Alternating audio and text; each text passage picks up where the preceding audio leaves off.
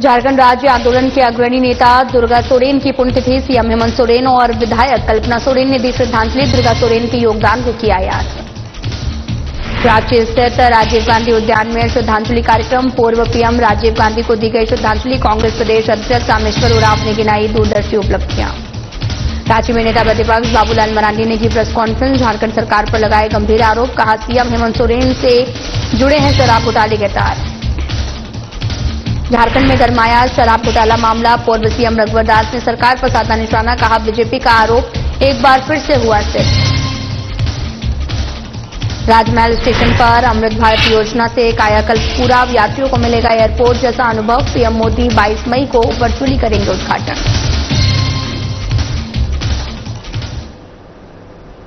नमस्कार, मैं हूं आपके साथ अंकिता पाल। बुलेटिन की शुरुआत करते हैं। मुख्यमंत्री हेमंत सोरेन की अध्यक्षता में हुई ट्राइबल एडवाइजरी काउंसिल की बैठक में थाना क्षेत्र की बाध्यता समाप्त करने पर सहमति बनी है। CNT एक्ट लागू होने के समय गठित 3 थानों को पुनः प्रभावी बनाने का समर्थन हुआ। अंतिम निर्णय कानूनी राय के बाद लिया जाएगा। TAC की वैधता पर उठे सवालों पर चर्चा हुई और महाधिवक्ता की राय के आधार पर इसे वैध माना गया है। शेड्यूल एरिया में भी शराब दुकान, रेस्टोरेंट और बार खुलने के बारे में के लिए जो है ग्राम सभा की अनुमति अनिवार्य करने का निर्णय लिया गया है। विशेष रूप से जहां 50% से अधिक आबादी आदिवासी है। पेशा नियमावली के गठन से पहले JPR1 में संशोधन किया जाएगा और साथ ही खड़काई डैम का जलस्तर कम करने पर विचार हुआ ताकि प्रभावित गांवों की संख्या घटाई जा सके। MESA अधिनियम से जुड़ा निर्णय फिलहाल स्थगित कर दिया गया है। केंद्र द्वारा प्रस्तावित संशोधन पर राज्य सरकार से मंतव्य मांगा गया है। ये TAC की बैठक आज हुई। अध्यक्ष के नाते तो मैं था वहां पे, लेकिन माननीय सभी जो हमारे TAC के सदस्य हैं, माननीय विधायक, मनोनीत जितने भी लोग हैं, सभी लोगों ने अपनी अपनी बातें रखी है और राज्य में आदिवासी हितों पर कैसे बेहतर काम किया जा सके, आदिवासियों का समग्र विकास कैसे हो सके, यहाँ की भाषा, संस्कृति, सभ्यता कैसे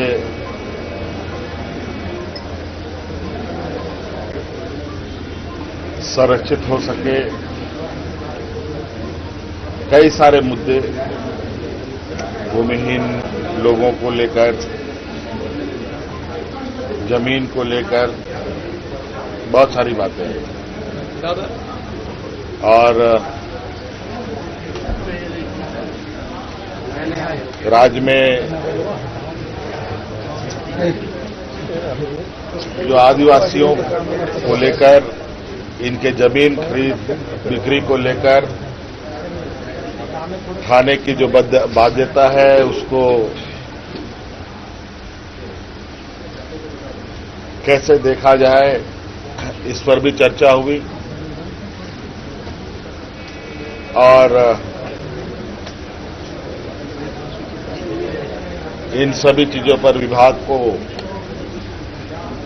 दस्तावेज तैयार करने के लिए कहा गया है और उन दस्तावेज के आधार पर आगे के निर्णय। बोकारो जिले के पेक नारायणपुर थाना के कदरूखुट्टा गांव में पीड़ित आदिवासी महिला से झारखंड के पूर्व सीएम रघुवर दास ने मुलाकात कर घटना की जानकारी लेते हुए 50,000 मुआवजा राशि देने का काम किया है।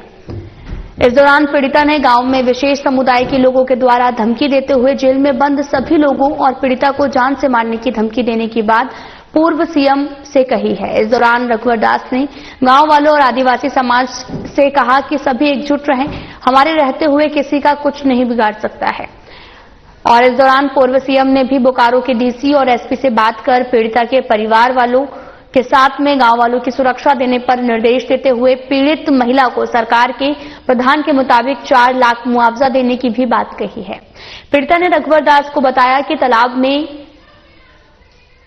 नहा रही थी। इसी दौरान मृतक ने उसके साथ बलात्कार करने का प्रयास किया। जब उसने विरोध करते हुए उसे दांत से काटा तो वह भाग खड़ा हुआ। हल्ला करने पर ग्रामीण ने उसे पकड़कर पीटा, जिसमें मुस्लिम समाज के युवक भी शामिल थे। पीड़िता ने राज्य के मुख्यमंत्री से भी कहा कि मैं पीड़ित हूं, मुझे सहायता नहीं देकर आरोपी के घर वालों को सहायता राशि दी जा रही है, जो गलत है। पीड़िता ने राज्य के मुख्यमंत्री से सहयोग और न्याय की गुहार लगाई है। वहीं पूर्व सीएम रघुवर दास ने भी कहा कि राज्य की सरकार सिर्फ तुष्टीकरण की राजनीति कर रही है। चुनाव से पहले आदिवासी की बात करती है और चुनाव के बाद में पापी पेट का सवाल हो जाता है। उन्होंने कहा कि राज्य के एक मंत्री को विशेष समुदाय के घर जाकर मुआवजा और नौकरी देने की बात नहीं करनी चाहिए थी। उससे आदिवासी महिला के घर पर भी जाना चाहिए था। पूर्व मुख्यमंत्री ने कहा कि ये मॉब लीचिंग का भी मामला नहीं है। बलात्कारी के आरोपी को आक्रोश में लोगों ने मारपीट की, जिससे इसकी मौत हो गई है, लेकिन लोगों को कानून हाथ में नहीं लेना चाहिए। मुस्लिम लोग धमका रहा है कि गांव वालों को सबको जेल भेज देंगे, जान पर जान नाम लेगा, जान के बदले जान लेंगे, 10 साल 20 साल बाद भी जान लेंगे। सो बोलेगा कितना डरे हुए हैं आप लोग? पूरा डरे हुए सर, धमका रहा है तो जान का है मामला है ना। और जो बलात्कारी है उनको नहीं देख रहा है, मेरे ऊपर ही देख रहा है जो यही ऐसा किया है। क्या कहना चाहते हैं मुख्यमंत्री से, क्योंकि आदिवासी है? मुख्यमंत्री से यही कहना चाहते हैं, मुझे भी मुझको भी दो। उनको न्याय मिला, हमको न्याय नहीं मिलेगा। पहले पीड़िता तो मैं हूँ, वो तो बलात्कारी है, बलात्कारी को न्याय मिला, हमको क्यों नहीं मिल रहा है? मिलना चाहिए। रघुवर दास बोले कि मिलेगा। देखिए, सरकार किसी एक वर्ग और एक संप्रदाय का नहीं होता है। सरकार सबके लिए होता है। जो वोट दिया उसके लिए भी, जो वोट नहीं दिया उसके लिए भी। वोट किसी जाति वर्ग संप्रदाय सरकार नहीं होती है। सरकार 3.25 करोड़ जनता की है। और इस तरह ये सरकार सिर्फ वोट बैंक को ध्यान में रखते हुए, क्योंकि वोट बैंक उसका पापी पेट का सवाल है। एक मंत्री को किस एक संप्रदाय विशेष के यहाँ जाना, जो आदिवासी, जो यहाँ का आदिकाल से रह रहा झारखंड में, उससे पूछने भी नहीं जाना, तो सबसे बड़ा गलत काम यहाँ सरकार ने किया कि भेदभाव करके सिर्फ वोट बैंक को ध्यान में रखकर ये तुष्टीकरण की राजनीति के तहत जो सरकार काम कर रही है, आने वाले समय में तुष्टीकरण की नई राजनीति नहीं चलनी चाहिए। पूर्व प्रधानमंत्री राजीव गांधी की 34वीं पुण्यतिथि आज जामताड़ा कोर्ट रोड में कांग्रेसियों ने मनाई है, जिसमें पूर्व सांसद फुरकान अंसारी, कार्यकारी अध्यक्ष विजय दुबे, अन्य कार्यकर्ता मौजूद रहे। जहां पूर्व प्रधानमंत्री राजीव गांधी के द्वारा आपको बताते चले कि किए गए कार्यों पर चर्चा की गई है और उनके बताए हुए मार्ग पर चलने का शपथ लिया। और इस मौके पर पूर्व सांसद फुरकान अंसारी ने प्रधानमंत्री नरेंद्र मोदी सरकार को आड़े हाथे लेते हुए भारत ने पाकिस्तान पर हमला किया तो अमेरिका के राष्ट्रपति डोनाल्ड ट्रंप ने भी युद्ध बंद करने को भारत से कहा, तो मोदी जी ने तुरंत युद्ध विराम की घोषणा कर दी। लेकिन ट्रंप ने एक बार फिर भी आतंकवाद पर जिक्र नहीं किया। फुरकान अंसारी ने आगे कहा कि 1971 में भारत की प्रधानमंत्री इंदिरा गांधी थी और उस वक्त भी पाकिस्तान से युद्ध हुआ। पाकिस्तान को 2 टुकड़े में भारत के द्वारा बांट दिया गया। ये प्रधानमंत्री की शक्ति होती है। उस समय भी अमेरिका ने हस्तक्षेप किया था, लेकिन इंदिरा गांधी ने उन लोगों से बात नहीं मानी। देश की अस्मिता बर्दाश्त नहीं कर सकते। इसके साथ ही फुरकान अंसारी ने बीजेपी के झारखंड प्रदेश अध्यक्ष बाबूलाल मरांडी को आईना दिखाया है। हुआ किसने किया? मोदी ने नहीं किया, ट्रंप ने किया। अमेरिका से युद्ध बंद कर दो, बंद कर दिया। लेकिन ट्रंप ने एक बार भी नहीं कहा कि आतंकवाद के बारे में एक बार जिक्र भी नहीं किया। उसने एक बार भी उसने जिक्र नहीं किया। आप 1991 को 1971 को याद करिए। आप इंदिरा जी के जमाने में इंदिरा गांधी उस प्राइम मिनिस्टर थी और हमारे सरहद पर पाकिस्तान ने बदमाशी करना शुरू कर दिया। इंदिरा गांधी ने कहा युद्ध होगा, इसका मुकाबला हम तुमको जवाब देंगे। और जवाब ऐसा दिशा दिया इंदिरा गांधी ने कि पाकिस्तान को 2 टुकड़ा कर दिया, एक बांग्लादेश और एक पाकिस्तान, 2 टुकड़ा कर दिया पाकिस्तान को। अमेरिका के राष्ट्रपति बार बार टेलीफोन करते रह गया कि मैं आपसे बात करना चाहता हूं, युद्ध को आप स्थगित करिए। बोला ये हमारा निजी मामला है, हमारा देश का संविधान, हमारे देश की इज्जत की सवाल है। हम इस मामले में मिस्टर प्रेसिडेंट अमेरिका, मैं आपसे बात नहीं करना चाहता हूं, ना आपका कोई दबाव में हम काम करने वाले हैं। ये हमारा देश का मामला है, हम यहाँ के प्रधानमंत्री हैं। मैं जो चाहूंगा वो एक मैं करूंगा यहाँ पर। झारखंड मुक्ति मोर्चा महानगर संगठन सचिव रणधीर कुमार सिंह के नेतृत्व में सेक्टर 5 स्थित स्वर्गीय दुर्गा सोरेन चौक पर झारखंड आंदोलनकारी और पूर्व मुख्यमंत्री शिबू सोरेन के पुत्र स्वर्गीय दुर्गा सोरेन की 15वीं पुण्यतिथि श्रद्धा और सम्मान के साथ मनाई गई। इस अवसर पर दुर्गा सोरेन सेना की महिला मोर्चा जिला अध्यक्ष देवला टूडू सहित दर्जनों कार्यकर्ताओं ने पुष्पांजलि अर्पित कर उन्हें याद किया है। उपस्थित लोगों ने दुर्गा सोरेन अमर रहे के नारे लगाए, उनके बलिदान को नमन किया। कार्यक्रम को संबोधित करते हुए रणधीर कुमार सिंह ने कहा कि दुर्गा सोरेन झारखंड आंदोलन के सच्चे सिपाही थे। उनका योगदान झारखंड के अलग राज्य निर्माण में ऐतिहासिक रहा है। उन्होंने कहा कि यदि वे आज जीवित होते तो झारखंड का विकास एक नई ऊंचाई पर होता। अंत में उन्होंने मुख्यमंत्री हेमंत सोरेन से आग्रह किया कि वे उनके अधूरे सपने को पूरा करें।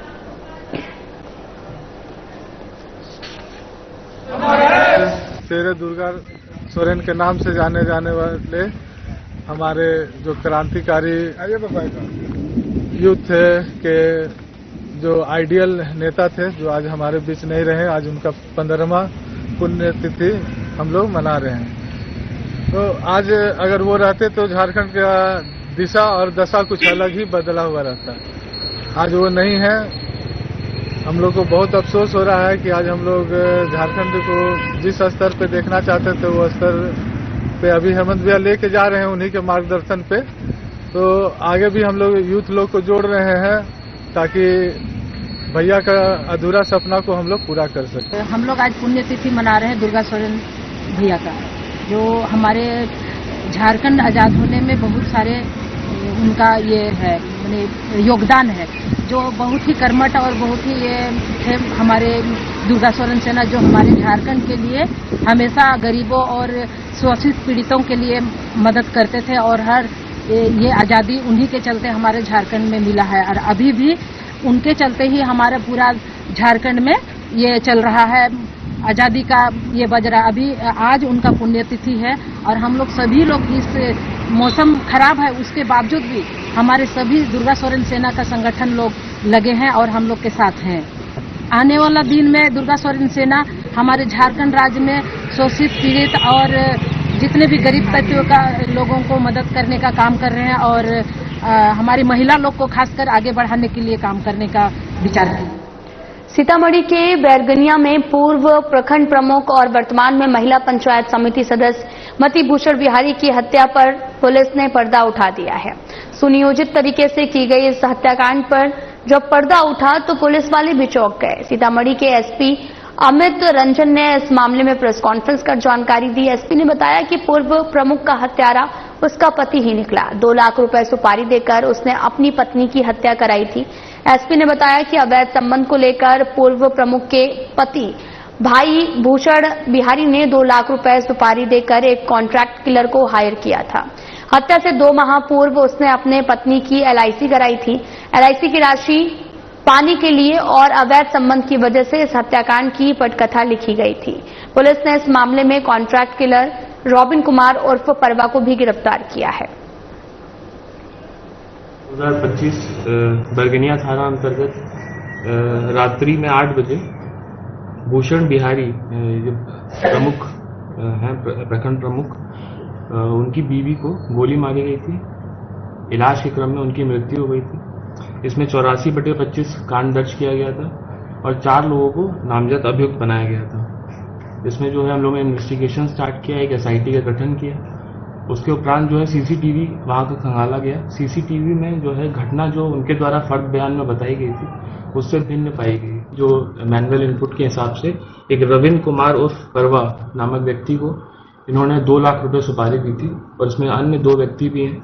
2 लाख रुपए सुपारी दी थी अपनी बीवी को खुद मरवाने के लिए और उसी तरह ये प्लान किया गया और इस घटना को कारित किया गया। जिस व्यक्ति को जेल भेजा जा रहा है, इनका आपराधिक इतिहास वगैरह? तो ये भाई भूषण है, इन्होंने अपनी पत्नी को मरवाया है।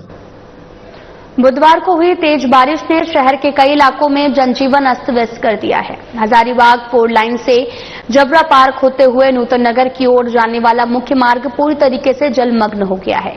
सड़क पर घुटनों से ऊपर तक पानी भर गया, जिसमें न केवल पैदल चलना मुश्किल हो गया बल्कि दोपहिया वाहन चालकों को भी भारी परेशानी का सामना करना पड़ा।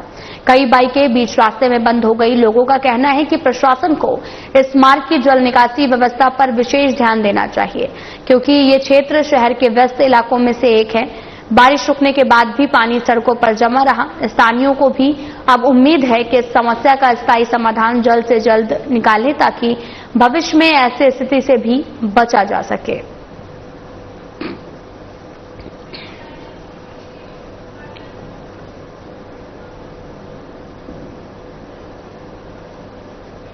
बाईस मई को प्रधानमंत्री नरेंद्र मोदी 2 पुनर्विकसित स्टेशनों का उद्घाटन करेंगे। साहिबगंज जिले के राजमहल स्टेशन और भागलपुर जिले की पीरपैती पुनर्विकसित स्टेशन का नाम शामिल है। ये सिर्फ एक स्टेशन नहीं बल्कि पूरे क्षेत्र के लिए गर्व का केंद्र भी बनता जा रहा। नई सजावट में आधुनिकता जरूर है, लेकिन राजमहल की सांस्कृतिक छवि को भी सजाया और संवारा गया है। स्टेशन की दीवारों पर स्थानीय कला और ऐतिहासिक स्मारकों की प्रेरणा झलकती है। यात्रियों को शहर के अतीत की भी एक झलक मिलती है।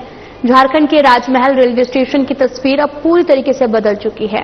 कभी सामान्य सुविधाओं वाला ये स्टेशन अब आधुनिकता और स्थानीय पहचान का नया उदाहरण बन गया है। करीब 7 करोड़ की लागत से हुए इस कायाकल्प के बाद में यात्री यहां न सिर्फ बेहतर सुविधाएं पाएंगे बल्कि एक नया माहौल भी महसूस करेंगे।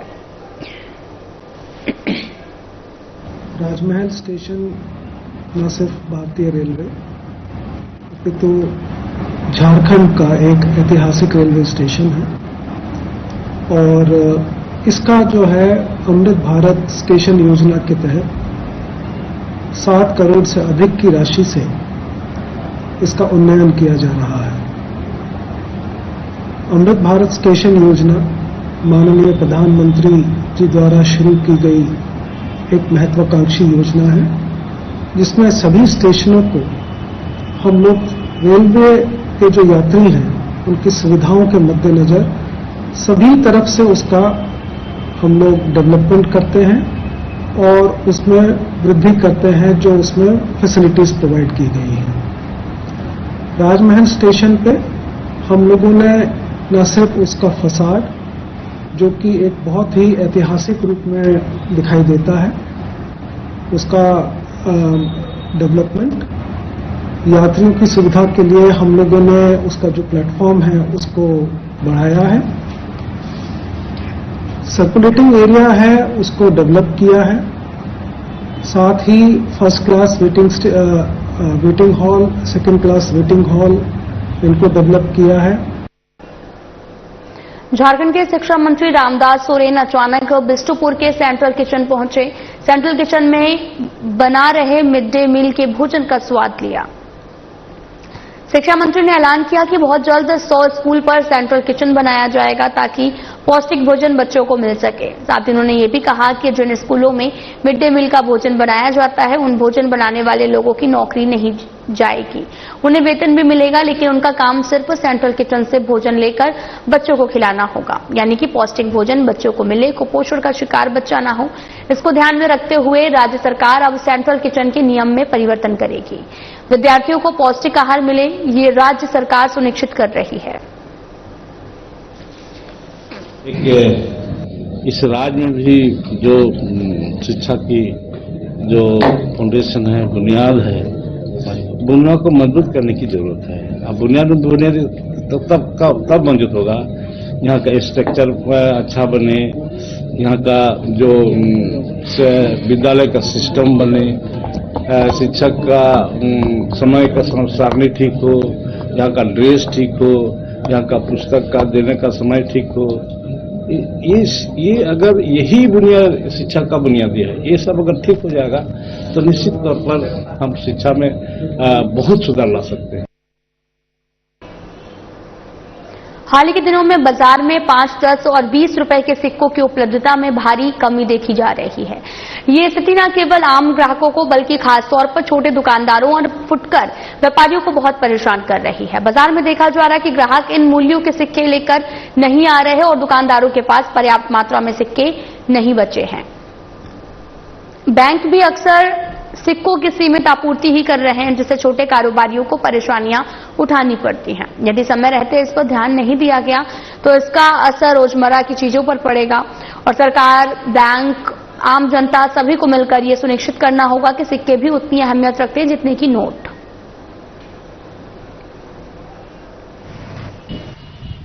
5, 10, 20 के सिक्के नहीं रहने के कारण हम लोगों का व्यवसाय बहुत प्रभावित हो रहा है।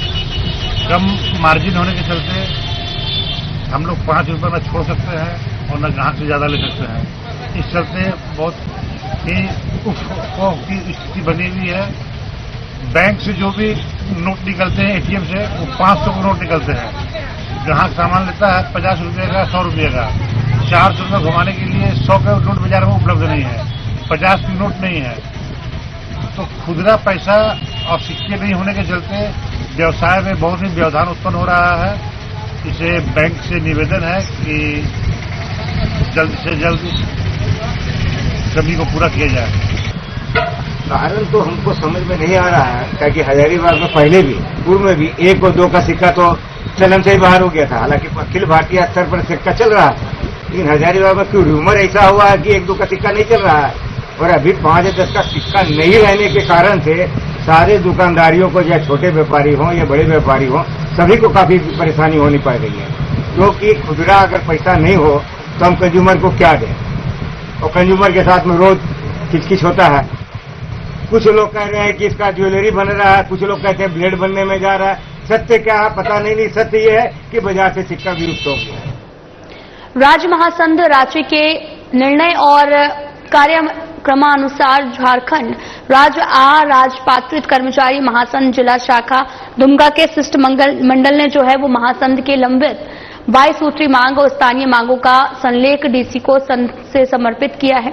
महासंघ की कई लंबित मांग हैं, कई समस्या हैं जिस पर सरकार का ध्यान नहीं है, इसलिए इस मांग पत्र को डीसी के माध्यम से सरकार तक भेजने के लिए दिया गया है। शिष्टमंडल में राजीव नयन तिवारी, प्राण मोहन मुर्गू और माधव कुमार सिंह, गोपाल चंद्र झा, कैलाश प्रसाद शाह और शैलेंद्र कुमार इत्यादि कई लोग उपस्थित रहे।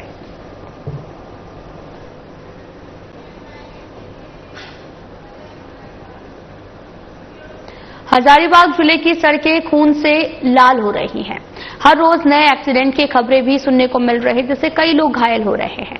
कई लोग जो हैं वो को अपनी जान से हाथ धोना पड़ रहा है और साथ ही यहां पर नेशनल हाईवे 19 पर कई सालों से काम चल रहा है, जिस कारण ये रोड एक्सीडेंट की संख्या में काफी इजाफा हुआ है। बरकट्टा चौक के पास लगभग 1 किलोमीटर का फ्लाईओवर बनना है, जो कई सालों से अधूरा पड़ा हुआ है। फ्लाईओवर के पिलर तो तैयार हो गए हैं, लेकिन पिलर के ऊपर की सड़क अब तक नहीं बन पाई है, जिसके चलते आए दिन हादसे भी हो रहे हैं। बहुत 1 दिन 2 दिन तो छोड़ कर रोज एक्सीडेंट होता ही है। किसी का कोई ध्यान नहीं है, हम पब्लिक के बारे में कोई सोचता नहीं है। रोज यहाँ का कैंडिडेट, कोई मुखिया, सरपंच, कोई कुछ नहीं ध्यान देते हैं। और रोज तो देखते रहे, 1 दिन 2 दिन, आज यहाँ, कल वहाँ, परसों यहाँ। हम लोग को चलना आफत हो जाता है। कोई रोड का डिस्टर्ब, इतना डिस्टर्ब है कि पानी लाने के लिए सोचना पड़ता है, इतना रोड डिस्टर्ब है। जब से ये रोड बनना प्रारंभ हुआ है विगत करीब 12 वर्षों से, तब से एक्सीडेंट्स और मौतों के अलावे कोई विकास कार्य नहीं दिखा है। चौपारण के चोरदाहा बॉर्डर से लेकर के आपका अटका तक जो रोड की स्थिति है ये देखने लायक है। पिछले 2-3 दिन पहले यहीं के से एक बगल गांव के माँ बेटे आ रहे थे और दोनों की लाशें एक साथ जली है। ये घटना जो है क्षेत्र में बहुत ही मर्माहित किया हुआ है। गर्मी की छुट्टियों को रचनात्मक, मनोरंजक, ज्ञानवर्धक बनाने के उद्देश्य से happy hippo play school Hazaribagh में इन दिनों समर कैंप का आयोजन धूमधाम से किया गया। बुधवार को समर कैंप का तीसरा दिन भी बच्चों के लिए ढेर सारी मस्ती और सीखने के लिए भरपूर रहा। इस दिन का मुख्य आकर्षण रहा मैजिक शो, फन गेम्स और गोलगप्पा पार्टी, जिसने बच्चों के चेहरे पर हंसी और जोश भर दिया। रांची से विशेष रूप से आए मशहूर जादूगर विजय वर्मा ने आपको बताते चले कि बच्चों के बीच में जादू का करके हैरान कर दिया और साथ साथ शिक्षकों और अभिभावकों का भी मन मोहा। वहीं संचालिका मनीषा सिन्हा ने बताया बच्चे काफी खुश हैं, पढ़ाई के साथ साथ खेल भी जरूरी है। बच्चे काफी एक्साइटेड होते हैं मैजिक देखने के लिए, बच्चे ही नहीं बड़े भी एक्साइटेड होते हैं। और बच्चों के लिए मैजिक क्या होता है ना, काफी कलरफुल अगर मैजिक दिखाया जाए तो बच्चे ज्यादा इंजॉय करते हैं। बाकी तो मैजिक का बहुत अलग अलग तरीका है, बहुत अलग अलग टेक्निक है। कुछ बच्चों के लिए होता है, कुछ बड़ों के लिए होता है। बड़ों क्या कुछ मैजिक होता है जो बच्चे नहीं समझ पाते हैं, तो सिंपल मैजिक बच्चों को दिखाया जाता है। और जो प्रैक्टिकल मैजिक होता है वो तो फिर बड़ों के लिए नहीं होता है। बच्चों में बहुत ज्यादा एक्साइटमेंट है। मेरी बात होती है कुछ पेरेंट्स से, वो लोग बहुत वेट करते हैं अगले दिन का यहाँ पे का प्रोग्राम शुरू हो और वापस उनको यहाँ आने का मौका। बच्चों से क्या कुछ कहेंगे? बच्चों के लिए बहुत सारी एक्टिविटीज है, फन एक्टिविटीज है, जैसे कि ओरिगामी सीखा जाता है, जैसे बच्चे टिकट यूज करके डॉग, फिश, प्लेन ये सब बनाना सीखते हैं। इनको टैटू बनाना भी सिखाया गया है। आज इनके कुछ फन गेम्स है, रेसेस हैं, तो ऐसे करके 4th डे इनका पॉटरी भी है, तो बाहर आएगा, इन्हें पॉट बनाना सिखाएगा। तो ऐसे कुछ चीजें हैं जो स्कूल में आमतौर पर बच्चों को नहीं सिखाया जाता है, उन्हें देखने को नहीं मिलता है आजकल, वो हम इस समर कैंप में नहीं करते हैं। साहिबगंज जिले में इन दिनों अवैध पत्थर उत्खनन का खेल शुरू हो चुका है। अवैध रूप से हो रहे पत्थर उत्खनन को लेकर साहिबगंज सदर एसडीओ अमरजान आइंद, सदर सीओ बासुकी नाथ टुडू और मंडरो सीओ मेघनाथ उराव ने मिर्जा चौकी थाना क्षेत्र के भुतहा मौजा में स्टार इंडिया खनन क्षेत्र के बगल में संयुक्त रूप से छापेमारी अभियान चलाया। छापेमारी के दौरान पाया गया कि अवैध रूप से पोकलेन के जरिए खनन कार्य जारी है और छापेमारी टीम ने एक पोकलेन मशीन को जब्त कर मिर्जा चौकी थाना पुलिस को सौंप दिया है। वहीं मौके पर छापेमारी टीम ने शामिल एसडीओ ने कहा कि जिले में किसी भी रूप से अवैध कार्य बर्दाश्त नहीं किया जाएगा। फिलहाल बुलेटिन में इतना ही। नमस्कार।